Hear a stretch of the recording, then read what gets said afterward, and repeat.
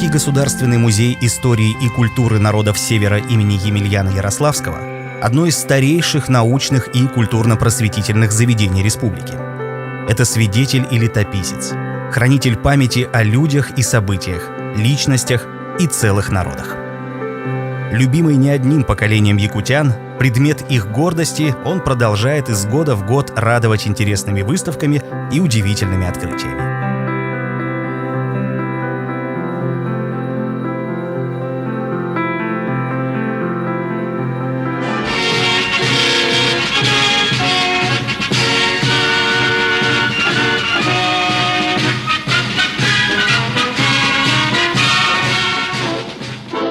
С первых же дней войны вся страна превратилась в единый боевой и трудовой лагерь.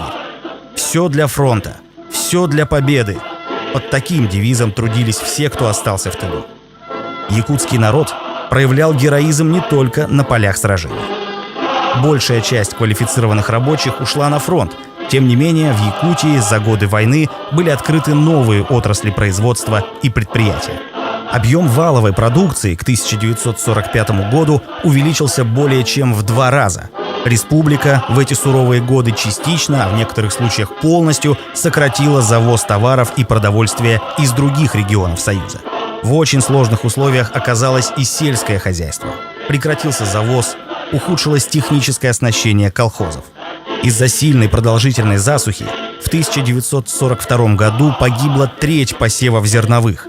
Сильно пострадали сенокосные угодья. В первые годы войны поголовье скота сократилось на 67%. Несмотря на все трудности, республика своевременно выполняла все обязательства по поставкам сельскохозяйственных продуктов, пушнины и рыбы.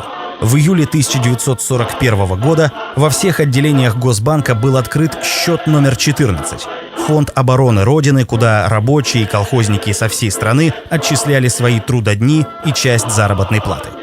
Многие патриоты вносили и свои личные сбережения. Осенью 1941 года в стране начался сбор средств на постройку боевой техники. Коллектив управления Ленского речного пароходства обратился с призывом к населению Якутии собрать средства на строительство танковой колонны. Танки, построенные на собранные от жителей республики средства, были переданы войскам Первого Украинского фронта. 18 февраля 1942 года Якутский кожевенно-обувной комбинат обратился к трудящимся республики с призывом собрать средства для организации эшелона подарков воинам Красной Армии.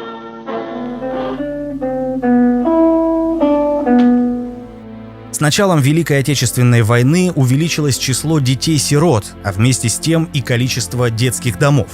Только за первую половину 1941 года в Якутии насчитывалось 1513 детей, родители которых были отправлены на фронт. В 1942 году детских домов по всей республике было 11, в 1943 – 21, а к концу войны – 33. С началом войны дети с 6-летнего возраста наравне со взрослыми работали на колхозных полях, шахтах, заводах и фабриках, трудились на золотых приисках и заготавливали пушнину. Никаких скидок на возраст не делалось. Дети выполняли рабочие нормы. В 1942 году в полевых работах колхозов было занято 20 тысяч детей. С началом весны дети выходили на посевные работы. Летом и до глубокой осени занимались заготовкой сена. Каждому школьнику устанавливали план по добыче крыс, бурундуков и полевок. Для борьбы с саранчой дети копали траншеи вокруг колхозных полей и сенокосных угодий, собирали насекомых в мешки. Зимой помогали заготавливать дрова и лед, были большой подмогой в животноводстве. В северных районах помогали охотникам, рыбакам, пасли оленей. Учащимся по карточке давали в день по 200 граммов хлеба. Сильно изменилась и школьная программа, куда была введена начальная и допризывная военная подготовка учащихся. Дети помогали семьям бойцов Красной Армии и старикам, собирали подарки и сами шили теплые вещи для фронта.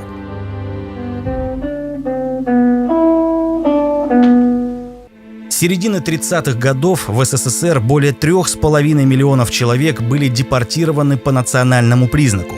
Они не совершили никаких проступков, но были признаны социально опасными и сосланы без суда из западных областей страны в районы Сибири и Дальнего Востока. Депортированные подразделялись на ссыльных, тех, кто ссылался на определенный срок, и спецпоселенцев, отправленных в ссылку навечно. Депортации подверглись многие народы – немцы, евреи, прибалты, финны, чеченцы, ингуши, калмыки. В общем, в Якутию было депортировано более 47 тысяч человек. Большая часть спецпереселенцев была направлена на рыбные промыслы в Булунский, Устьянский, Жиганский районы. Увезенным в спешном порядке из родных мест не разрешалось брать с собой много вещей, а высаживали их практически на пустынный берег холодного Северного моря. По приезду у них не осталось теплой одежды, нормального жилья, им не хватало топлива, не было электричества, медицинского обслуживания, их не обеспечивали необходимыми продуктами, рабочим инвентарем, спецодеждой, при этом давались невыполнимые планы по рыбодобыче. Экстремальные условия стали губительными для детей, женщин, стариков, ослабевших от голода и холода. 11 августа 1942 года Якутским обкомом ВКПБ было принято постановление о переселении 41-го колхоза Чурапчинского района на север для добычи рыбы.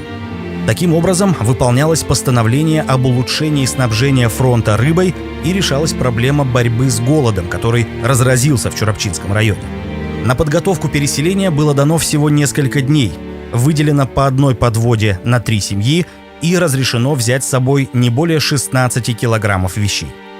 Переселение происходило в зимние месяцы. Для прибывших не было подготовлено жилья, люди жили в наспех выстроенных времянках. Чурапчинские колхозники, незнакомые с техникой подледного лова рыбы, не знавшие особенностей местных рек и озер, выбивались из сил, чтобы выполнить планы добычи, а продуктов для людей и кормов для скота не хватало. Началась массовая гибель людей. В результате за годы переселения по 3 северным районам погибло около 2000 человек.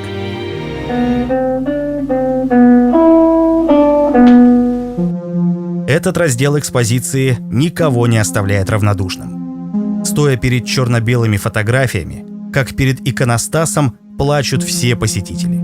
Именно здесь каждый понимает, какой дорогой ценой досталась победа жителям Якутии и всей нашей страны. И самую большую жертву принесли женщины на этих фотографиях. Фронту, войне они отдали своих детей. О трагической судьбе Февроньи Николаевны Малгиной известно многим. Простая якутская женщина, мать из таежного села Баяга, отдала родине всех своих сыновей. 5 она вырастила, и 5 забрала у нее война.